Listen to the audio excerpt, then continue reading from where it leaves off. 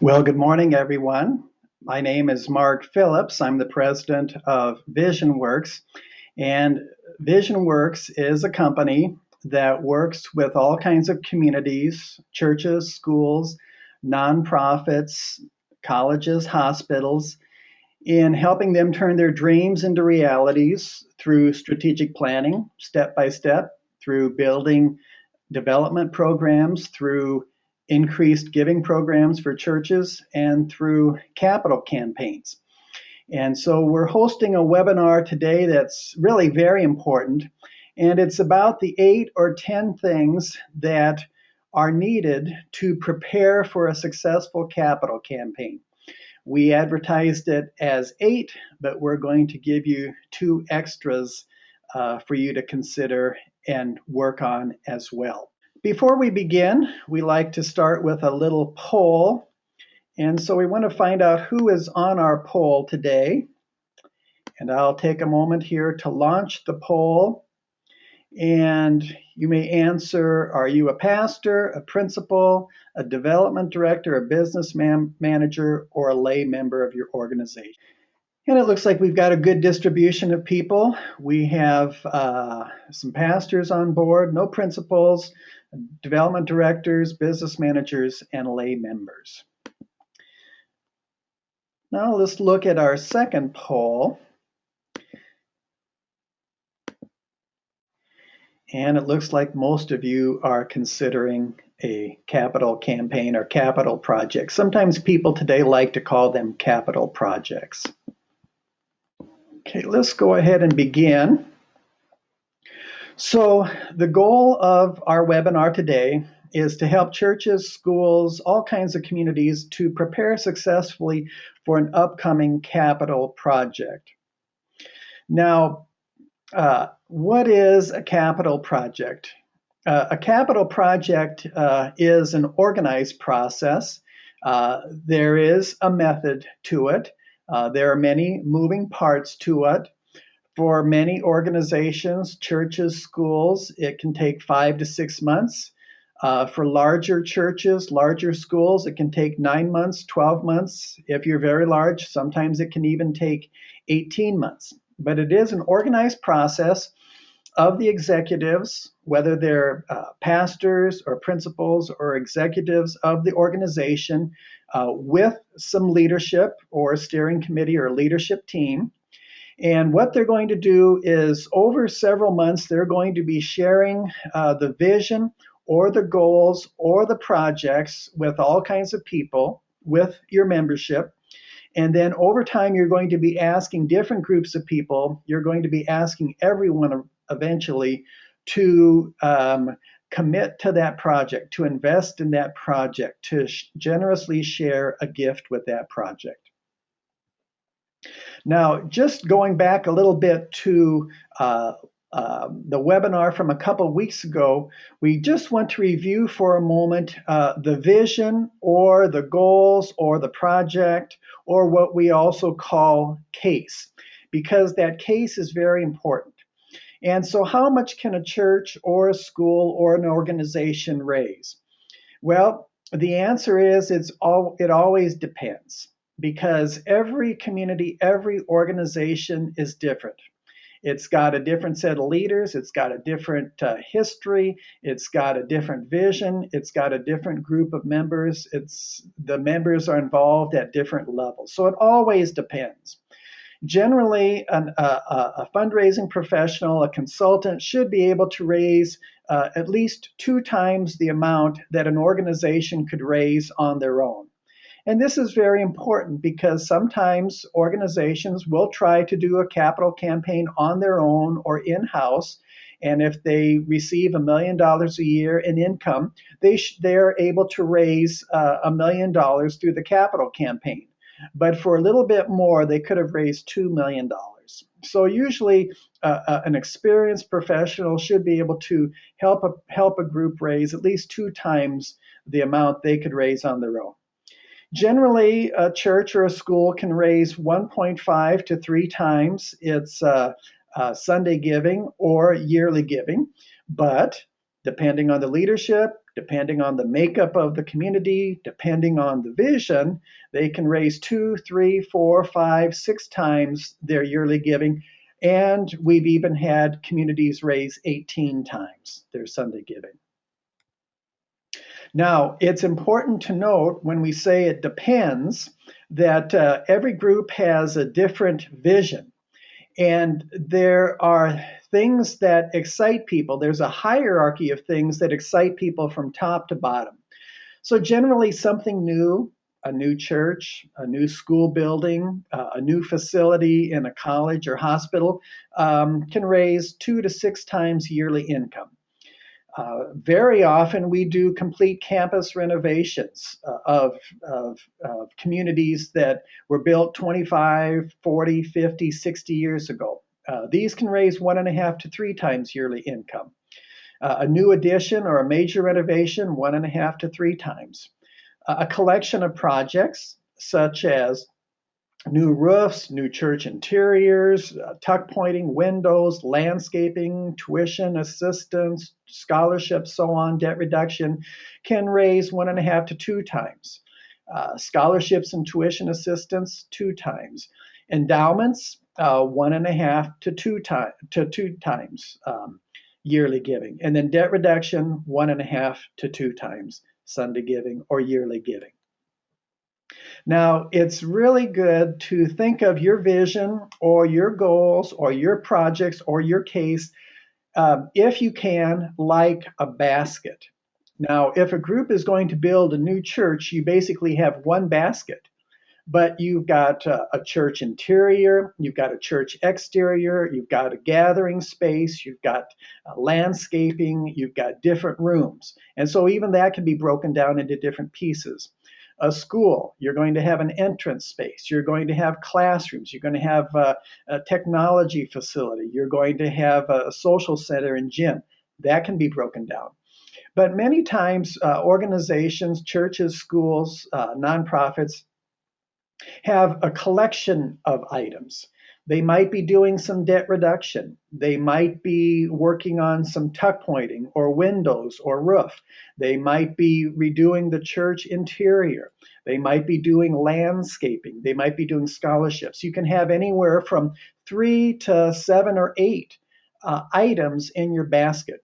But many times, especially if you're going to do debt reduction or a lot of maintenance projects, you want to try to put things into your baskets that appeal to all kinds of people. For example, if you're going to do something for the school, if you're a church that owns a school, and a large part of your capital project is going to be for the school, you also need to put items in your basket for the Sunday school kids, for the religious education kids, for the youth ministry kids, for the mission groups, for the adults. So you need to have things in that basket that appeal to lots of different people, or at least several main groups in your organization. Now, the next question that we followed up on from last time was, how do we know how much we can raise? And basically, if an organization such as a church is a small church, they basically don't need what's called probably a feasibility study or a planning study. We interview church leaders, we interview church members, and we look at the case and we find out what excites them about the case. We find out from them what they think the goal, the realistic goal is, what can be raised. We can find out from them who the significant donors might be, who the leaders might be. We can find out from them the optimal time of the year. But if you're a small group, you don't usually need a feasibility study or planning study. But if you're a larger group, it really is very often a good thing to have a feasibility study or planning study. They take 4 to 6 weeks. Again, we interview leaders, members, we look at the vision, we look at different kinds of gifts, we look at financial goal, we look at calendar. And that feasibility study or that planning study is really going to help us zero in on the financial goals, It's going to help us to refine that case or that vision even more. It's going to find out all those other good things. So a feasibility study, a planning study for most groups is very important. What's the process? Basically, a group may do a feasibility study first, and then after that feasibility study is over, then they will enter into a capital project or a capital campaign, or we can also do a combined feasibility or planning study with a capital project. Either way. So these are some preliminary things that we needed to review, especially knowing what the vision is, the goals are, the projects are, what the case is going to be, and how to start putting together that exciting case. So we have the next poll.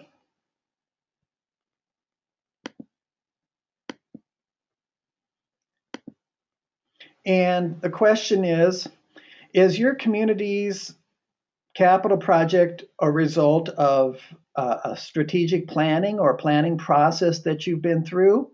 Or do you have some obvious kind of maintenance items that are just forced on you? We have to tuck point the church. We have to redo the roof. We have to repaint the interior. We have to redo the parking lots.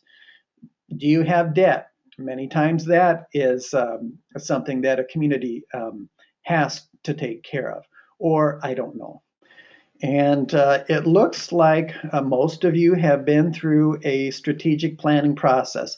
Strategic planning process is very important. Usually takes probably 4 to 6 months for a good planning process. But out of a planning process comes two things: things that we need to do, we have to do, and things that we could do. So needs and opportunities. Now we'll look at the 10 things that are going to help your community get prepared for a successful capital campaign. The first thing is that you want to involve people in the vision. Many of you have been through that strategic planning process. That's a good way of involving lots of people. Many of you have boards, councils, committees. That's another good way of getting people involved in the process. But you want to involve as many people as possible in the visioning process. People that are going to make major gifts, people that we call influencers. They might not be on a board or a committee, but we need their support for the vision to go, for the capital project to succeed. If we don't have some of those key influencers support, then sometimes a project can fail. People in your church, people in your school, people that are going to be impacted by different ministries or different organizations or different projects in your school, and community leaders at large. But you want to try to get all these people involved, and then when the time comes, get the approval of your key councils, your key committees. I was involved in one church capital project one time, and it was a church that outgrew its chapel, and they had to have 6 worship services. So obviously they needed a new facility, a new church. And in getting involved in this process, I was led to believe that they wanted to build a brand new big stone church. But this was a very pastor-centered church. And when we got there and we started working, we actually found that they weren't fully decided, and the pastor wasn't fully decided on the kind of facility they were going to build. And so one week, he would want to build a big stone church. And another week, he would want to build a church that was a church on Sundays, but during the week, it could be used as a multi-purpose facility. And it would have classrooms around it. And it would have offices there. But this was going to be more of a temporary structure on their way to a more permanent structure in 10 years.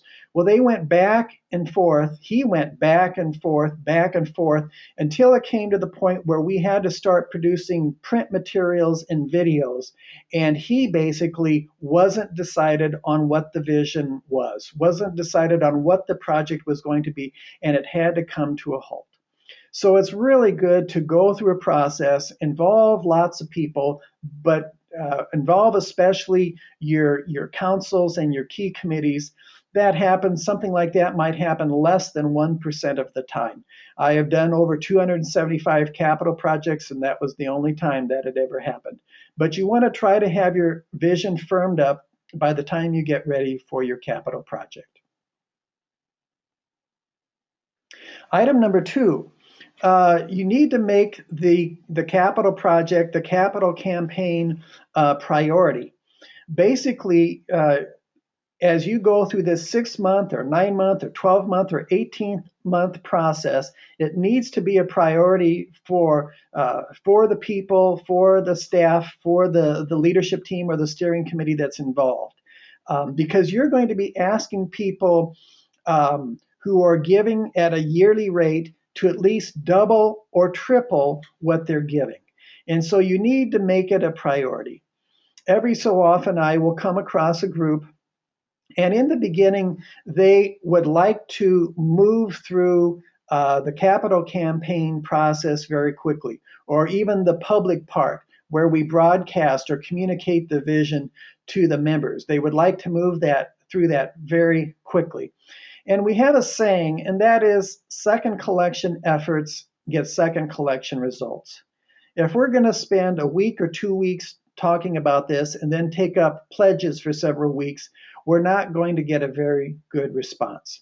We need weeks of preparation. We need at least 5 or 6 weeks of broadcasting this to the community, and then we can start taking up the pledges. But through the time, through the reflection that we give people a chance to engage in, they can tell that this is important. And so a community, a church, a school really need to work to make this a priority for the public phase of the capital project, and then for the 3 or 4 years of pledging.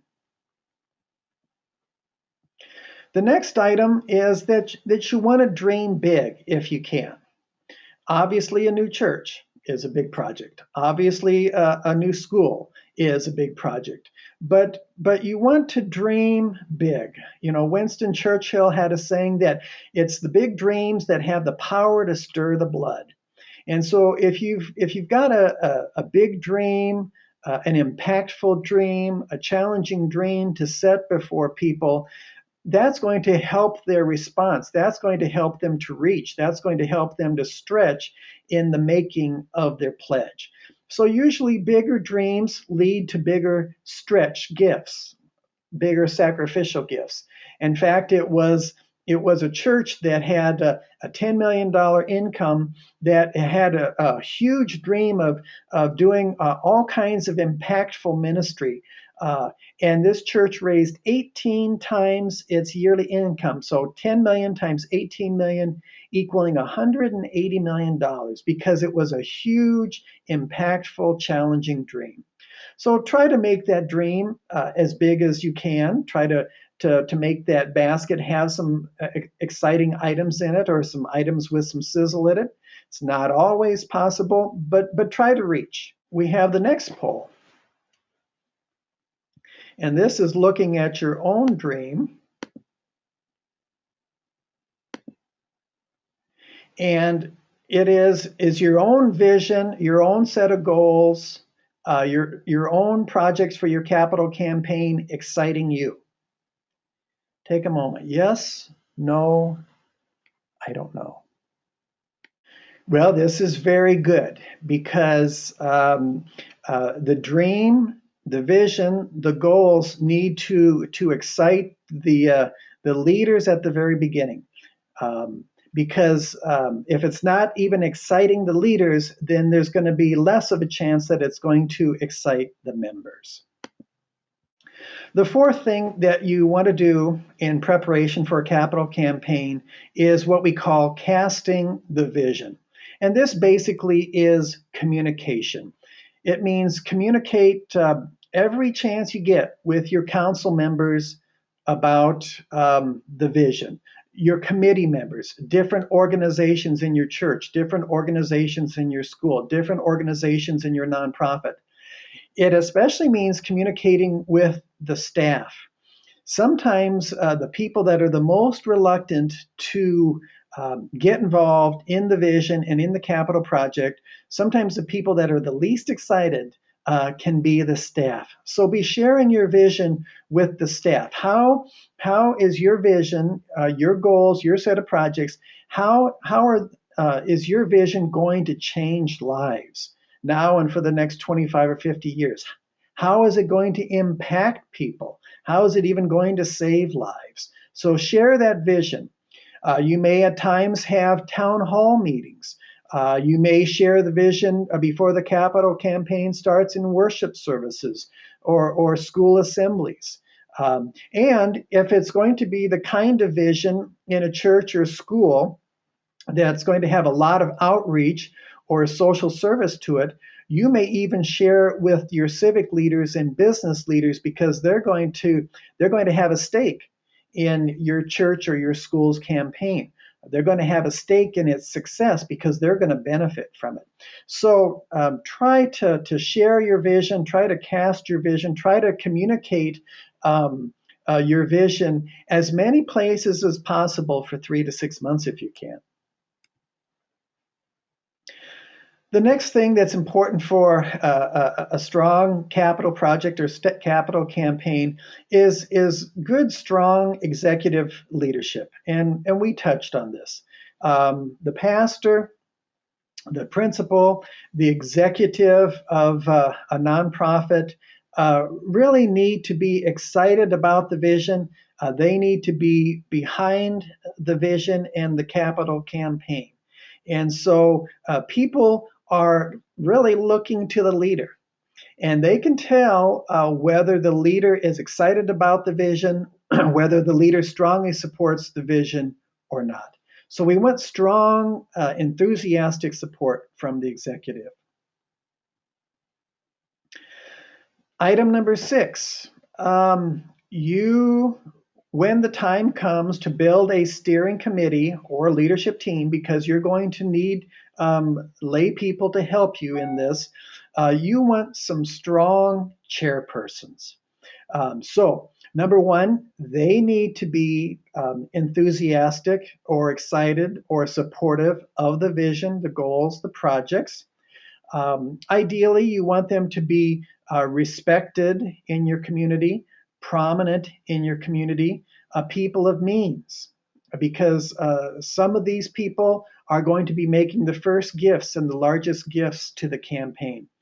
I was involved in a capital campaign once, and they were starting to float around the names of the people that were going to be the chairpersons of the campaign, and one name surfaced. And this man was the richest man in the community. So we knew people knew him. We knew he had the means, but he was not respected at all. He was very much disliked because he was seen as a crooked businessman. And so we couldn't use him as a chairperson. So they need to be respected. Item number 3, you want people who get things done and get things done on time.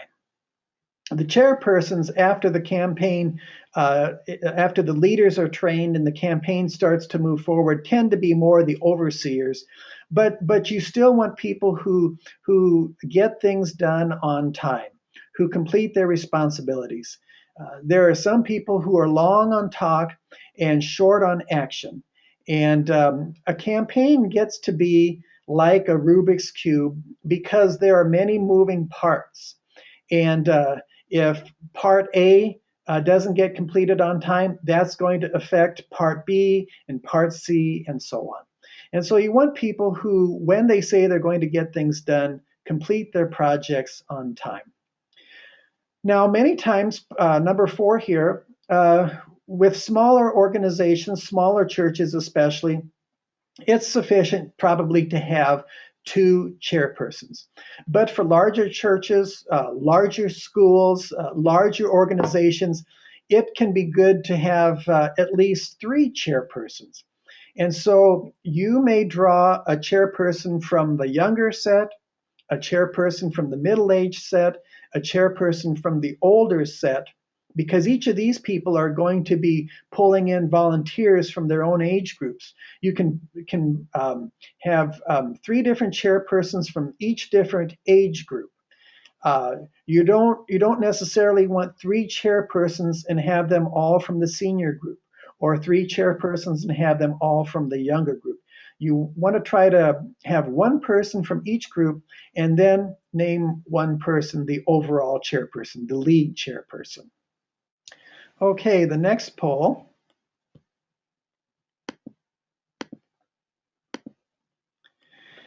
Have you ever been impacted by someone who does not complete projects on time? Yes, no, I don't know. If you have ever worked in groups before, or many groups over the years, most likely you have worked with some people who don't complete things on time. And so this goes back to getting strong chairpersons and getting people under them, team leaders, who are going to complete their projects on time, who are super responsible types. Okay, item number 7 to a successful capital campaign is we need to cast that vision. We need to give the capital campaign a sufficient amount of time. Remember, campaigns that try to move through things too quickly don't give people enough time to hear the message. We can't be sure that everyone's heard the message. It doesn't give them always enough time to absorb the message, to talk it over with other people in their communities, to talk it over with people, with their spouses, to talk it over with their family members. So you want to give it plenty of time for people to absorb, time for people to reflect. You can do a capital project too fast so that people are not completely hearing the message or absorbing the message, but you can also do it so fast that the teams that are part of the steering committee are having a difficult time completing their projects on time. So you can go too fast, but you can also go too slow where things start to lag, where you start to lose momentum, where things start to plod.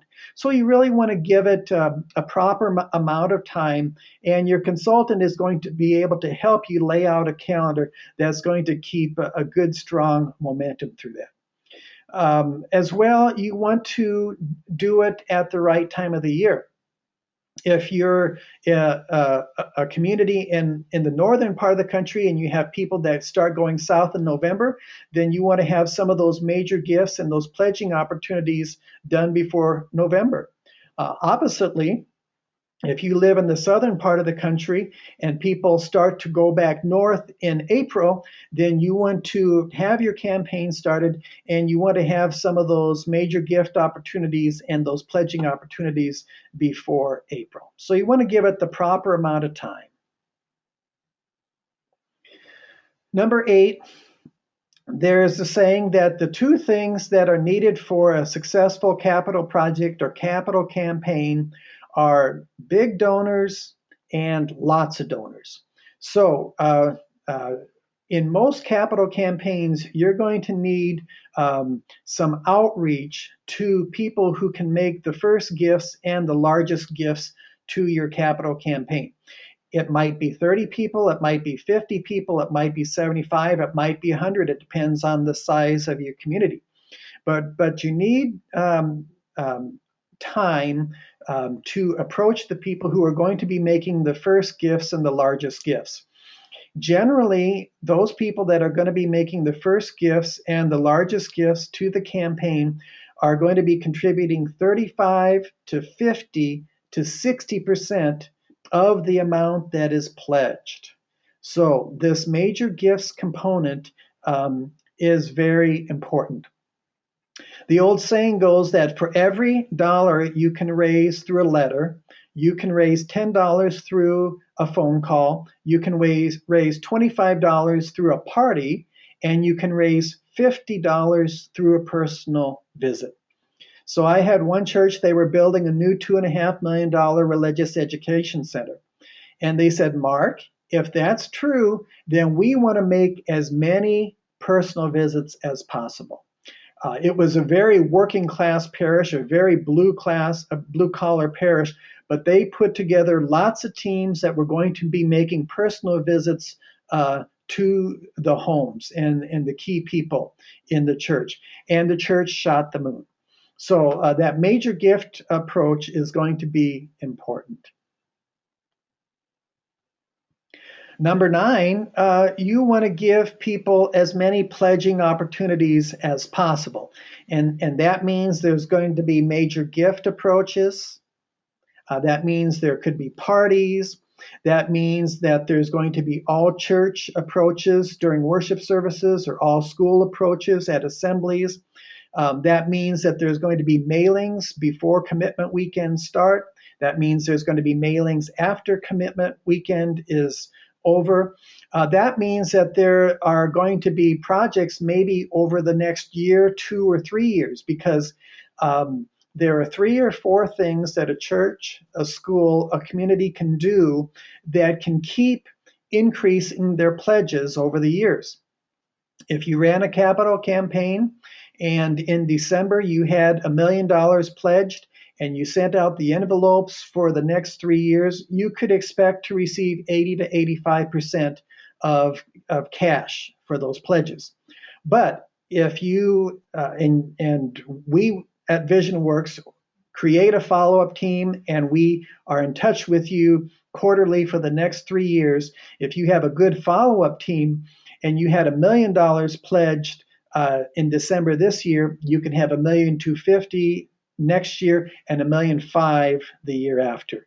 So sometimes some people may think that there are too many pledging opportunities, but you want to work with the major gifts people, work with the pre-commitment people at parties, the people who are very involved in your community, work with the whole church family or the whole school family, and then not even just this year, but next year or the following year. Because there are people who are getting divorced, they have their kids just starting school, maybe they lost a job, maybe their income has changed, and they can't make the pledge. They can't make a pledge this year or the kind of pledge that they would like. But next year, they can. So you want plenty of pledging opportunities. Item number 10, the last thing here is to start getting your lists ready. Church rosters, school rosters, nonprofit rosters are always moving targets. And you want to start cleaning up those lists. You want to start updating those lists so that you have the people who are active in your community on the list. Anyone that's moved away, they can be taken off the list. Anyone that's deceased, of course, they can be taken off the list. Anyone that's not a member of your organization anymore, they can be taken off the list. Those lists are always moving target. They change month to month to month. But you want to update those names, those addresses, those phone numbers. And these days, what's important to get as well are the email addresses. So in summary, the 10 things that are going to make for a successful campaign is, number 1, as good a vision, as an exciting a vision as possible. So including or involving as many people as possible in the visioning process. Number 2, making it a priority for the next 6 months and then the next 3 years of pledging. Number 3, to dream big, have a challenging dream, an impactful dream, life-changing kind of dream, if you can. Number 4, to be casting that vision even before the campaign starts. So to the worship assembly, to the school assemblies, to the people that are members, to the people that are going to be impacted, to people in different councils and committees. You're going to sound like you're talking about it a lot or over and over again, but it really takes time to absorb the vision. Number five, the executive needs to be strong and enthusiastic in his or her support of the vision and the capital project. Number six, you want to have chairpersons, two or three, who are enthusiastic about the vision and the capital project. Number seven, you need to give a capital project, a capital campaign, plenty of time for us to prepare, plenty of time for us to go public with it, plenty of time for many pledging opportunities over at least the next 5 or 6 months. Number eight, you want that outreach or that approach to people who will be making the first gifts and the largest gifts to the campaign. Number nine, you want to give your community plenty of pledging opportunities in personal approaches or through parties or through worship services or school assemblies through mailings. And number 10, you want to make sure that your roster is updated. Very often, it happens where a community contacts us August 1st and they say, we would like to start a capital campaign this fall, and we want to get going. We want to start pulling our team together by August 15th. Well, we can do that. They'll also contact us at the end of December, January 1st, and say, we want to do a capital project this spring, a capital campaign this spring, and we want to start going January 15th. Again, we can do that, but it's very good to contact us as early as you can so that we can start helping you with the case, so that we can start helping you with that vision, refining that. It's good to start thinking about that planning study or that feasibility study before we launch into a capital project. So it's very good for churches, for schools, for organizations of all kinds to reach out to the consultants or the professionals as soon as you can so that we can start helping you in that process, because there's other things as well, other things to fine tune as well. So we thank you very much for joining us today for this important webinar.